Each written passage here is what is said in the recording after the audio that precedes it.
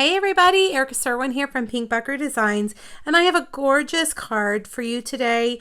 I created a sunset background for my beautiful embossed Eiffel Tower. I got this idea from my friend Denise, who recently traveled to Paris and was talking about how it sparkles at night. So I actually went online and Googled Eiffel Tower sunset, not nighttime, sunset, and so you can kind of see there. That's how I got my inspiration. I picked colors that would match the sunset in this picture, and I love the way that it turned out. Now, this card originally was done during Facebook Friday. You can click the link here in the description. It'll take you over to the post that has this card as well as 2 other Parisian beauty projects. It has all the tools that I'm using and the measurements there on the PDF that you can print or save.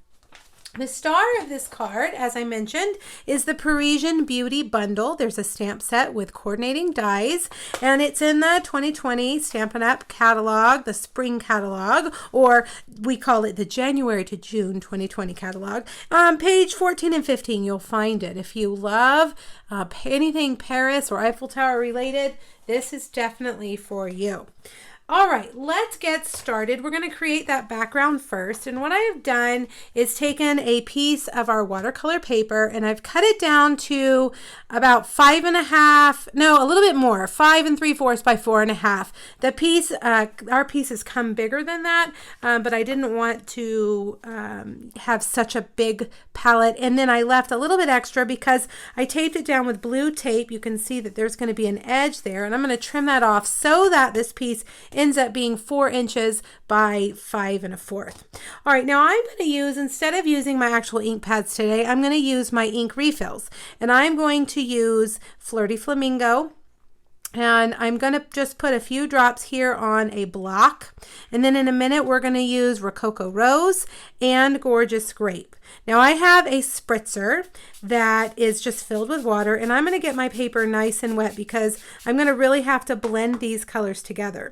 And I also have my aqua painter filled with water. I'm going to drop a little bit of water there in that Flirty Flamingo ink, and I'm going to start from the bottom every time and just go up. I want the pink to be darker there on the bottom as I'm going, so I'm going to just keep dragging it up. Now I'm going to add a little bit of Rococo Rose, and I have to be careful because somehow I've lost the little, well, we'll use that little dot right there. I've lost the little squirter thing there in the middle. Now I'm going to take this and water it down and do that in the middle, and I'm going to just come down. I want these colors to blend nicely together, and I might get a little bit, mix it there. There's really no right or wrong. You just want dark down at the bottom, mixing into that Rococo Rose right there in the middle, and then for that dark top part of the sky, we're going to take Gorgeous Grape, get a little bit wet, and this time we're going to start from the top down, and I'm going to keep adding color from the top down to the middle. It'll be darker there in the top, and it'll start to blend there in the middle. Now I'm squeezing a little bit because I want these colors here to blend, and they've started to dry out. So let's get a little bit more. Have your paper towel. I'm using lots of water, so I want to make sure I have a paper towel to clean up any of that mess. And just keep playing with it, squeezing the water so that your colors will blend nicely. Once you get to a point where you feel like you're nice and blended, you've got a good dark purple at the top and a good dark pink there at the bottom, you can stop. And now I'm going to just pick up a little bit of that water so that it doesn't run off of my sheet. Then I'm going to take kosher salt, coarse kosher salt. This is my favorite thing to do with watercoloring, and I find that I can't do watercoloring without using it these days. And I'm just going to sprinkle that on there, and now I'm going to let it dry. Because I used so much water, it's going to take a while. So I set it under a ceiling fan, or if it's a sunny day, you can take it outside and set it outside in the sun, and it will take about 10 or 15 minutes to dry. Now, because we have a video, I have done one ahead of time and I've already trimmed it down, and there you have it. You can see what the salt does. It leaves those little marks there. Kind of, to me, it was kind of representing some clouds and maybe the stars coming out. Just beautiful. All right, I've cut it down to 4 by 5 1/4, and I'm going to adhere it to a Whisper White card base. That is 4 1/4 by 11. I just took a thick piece of Whisper White, cut it in half, and scored it right there in the middle. All right, now we've got our base. Isn't that just gorgeous? Now look here. You can see I decided when I was done with this one that it needed to be darker here and darker here. So the next time I did it, I added more color. And another thing you can do if you want it to be darker is to let it dry, wipe off all that salt, and do it again. And that time, the color's building on top of each other. So that's one thing you can do if you feel like you're not getting a dark enough color. But just make sure, that's one thing I didn't mention, when that dries over there, wipe all that salt into the trash, and that's what you have left. All right, let's do that gorgeous Eiffel Tower. I've got a piece of gold foil, and I'm going to rub my embossing buddy all over it. Okay. That removes any static that would hold on to our embossing powder in places that we don't want it. All right, got my Eiffel Tower. I'm going to ink it up with Versamark and stamp right there. All right, now let's get our gold embossing powder, and I'm going to get this piece of paper and use this in the background. That makes cleanup a little bit easier. I've put my gold powder in just a little flip top, a snack container, and then tap it all off like that. And you can even go on the back. Sometimes you do still have some little powder that sticks. We're going to cut this one out so it doesn't matter, but I like to keep a paintbrush, an old paintbrush, a skinny paintbrush around to help if you have any of the powder that does actually stick where you don't want it. Because if it's there when you get out your heat tool, it's going to be there after you heat it. Now, turn on your heat tool and start heating it up. You will see once that powder gets hot enough, it will turn shiny. And it takes a few seconds, maybe 10 to 20 seconds to really hit that right temperature. And you don't want to scorch your paper, so you want to move it around. I can see it start to turn shiny down here at the bottom. You want to move it around and also make sure that your fingers are not caught there with the heat tool, because it does get hot. It gets hotter than a hairdryer. When I was a new stamper, I thought I could use a hairdryer. And that does not get hot enough. If I was to dry my hair with a heat tool, I'd be in some serious trouble. All right, looks like we've got all that powder. You can see my foil paper has started to curl, but that's all right. It will go right back down. All right, let's get all of this out of the way. And we're going to cut out our Eiffel Tower with a coordinating die, which looks just like this. All right, let me open this up, and we're going to line it up. Now there's another die in this set that I have already cut out. It's the word amour, which means love in French. And okay, let's flatten that paper out. There we go. So that it will stay down. It wants to curl up. And I have already cut that out to save us a little bit of time in the video from Gorgeous Grapes, so you'll see that in a second.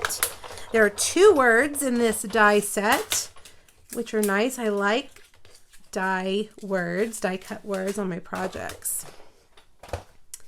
Okay, now we've got that piece. We need to stamp another piece, and we're going to just use a 1-inch, if I can grab it, a 1-inch by 4 1/4 piece of Whisper White. And I've got that Flirty Flamingo ink again. And this is just kind of a scripty font. And I'm going to stamp it there and there, just across, kind of to make a print. And we're going to layer all of these up on our card. All right, so use your tape runner, your adhesive of choice, and put that right there across. Then I have cut a piece of Gorgeous Grape Designer Series paper. It is a 1/2 inch, although this looks a little bit bigger than a 1/2 inch, doesn't it? It should measure 1/2 inch by 4 1/4. Put that all the way across. Now let's put our lovely glimmering Eiffel Tower here with dimensionals, and I'm going to need to get my mini dimensionals for the top of my Eiffel Tower, and I know I pulled them out, but of course, oh, here they are. They're hidden under the regular dimensionals. Let's use a mini dimensional right there, and right there, and right there. I like dimensionals a lot. All right, and we'll add that. Let's see, I'm going to move it over right there. Gorgeous. Now here's the word I was talking about, amour. And I'm going to add some adhesive, and I'm just going to adhere it right there. I'm going to put adhesive, either your fine tip glue pen, or I have Tombow. Oh, Siri. You know, Siri doesn't hear me when I try to say her name. But she definitely, well, all right, Tombow. Siri definitely hears me when I'm not talking to her. I don't know, you guys who have Apple Watches out there, if that happens to you. All right, a few little dots just on that A part because it's popped up. The rest will just kind of rest over here like that. Let's see, we'll move it over just a tad right there. Oh, there we go. So pretty. All right, now I'm going to add a few of those glimmering stars in the background. I'm going to use the champagne rhinestone. I'm going to add them with my take your pick tool. You can just pick them up and set them down with that putty end. I love this tool. Really helps with these kinds of things. And we're just going to add some here and there. Oh, there, I think that's good. And there you have it. But you know what? How about we stamp the inside too? Let's see what we did. Let's do a few things on the inside. Follow your heart. It will take you to incredible places. I loved that sentiment. So let's add it. You're going to take your, let's use Flirty Flamingo first. And I'm going to stamp off because I want it to be a little bit lighter. So I'm going to use the little postmark, Flirty Flamingo, stamp off, and do that right there. And then I'm going to do it again down here. Okay.